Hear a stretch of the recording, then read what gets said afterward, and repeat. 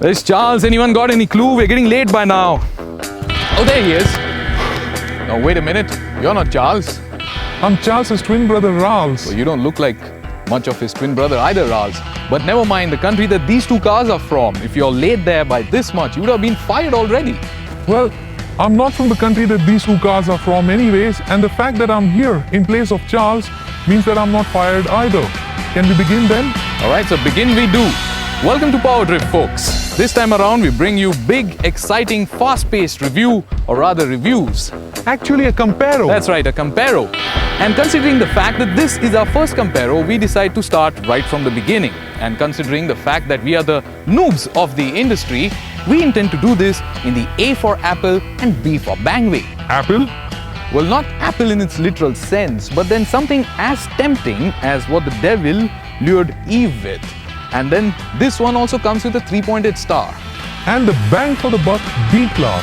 Now a good thorough look at both these cars will tell you that though these cars are alphabetically very close to each other, that they're actually designed to be very different. And it is not until you start digging deep down that you realize as to how much more in common these cars have. The A-Class, as we have mentioned earlier, is designed to be sportier and much more aggressive, so much so that it was derived from a concept car. Now, the design on the outside for this car has a distinctive character of its own, sportily emotive exterior and a high-quality feel to the interior. The B-Class has similar but beige interiors, and on the outside the car is much longer and taller than the A-Class.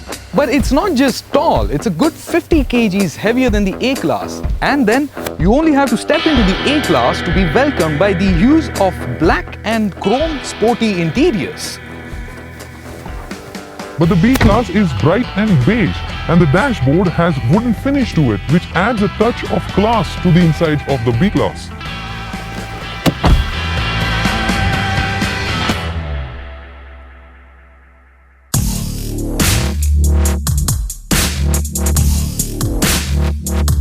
Both these cars have similarly spec'd engines, that is 2143cc engines churning out 110 horses and 250 Nm of torque.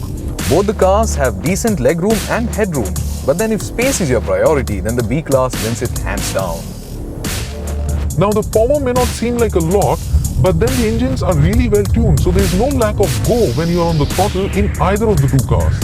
The NVH, however, in the B-Class is much better than the one in A-Class. As an enthusiast though, I would call this as the engine roar than calling it noise. Yes, roar it is for an enthusiast, but then the B-Class and the A-Class, they have identical top speeds, similar 0 to 100 timings and absolutely same power output numbers. But then the way this A-Class handles all the power is what is more important. Push it hard into a corner and puts a smile on your face. But what if you hit a pothole? Well then, maybe not such a big smile. These are 17-inch rims with smaller profile 45mm tires, which will kind of feel brittle on bad roads. But then on good roads, it'll feel like good fun. That's where the B-Class scores. With 55 profile tires and smaller rims, potholes and other aberrations on our Indian roads don't really upset this car. Nah, but then what about high-speed cornering? Doesn't taller design contribute to increased amounts of body roll? Well, that it does, which is only a slight bit more than the A-Class. I think it's a good trade-off for the comfort that it rather has to offer though.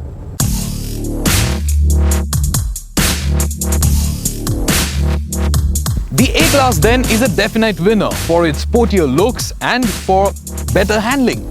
Definitely not. The B-Class with its comfort and space is a clear winner. But then with all the body roll and commuterish looks, I honestly wouldn't want to be seen in one. But if you're seating your family or friends, then why not? So to sum it up then, if you have a budget of 24 to 25 lakh rupees and look forward towards taking your multiple girlfriends out on dates and clubbing, and in general want to feel young and exuberant, then the A-Class is your car.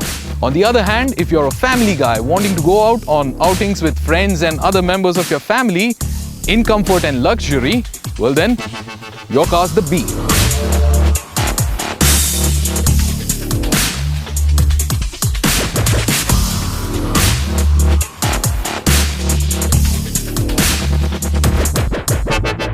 Well, you don't look much like Okay, once again, look, I'm enjoying this. The A and the B are here. Where's Charles?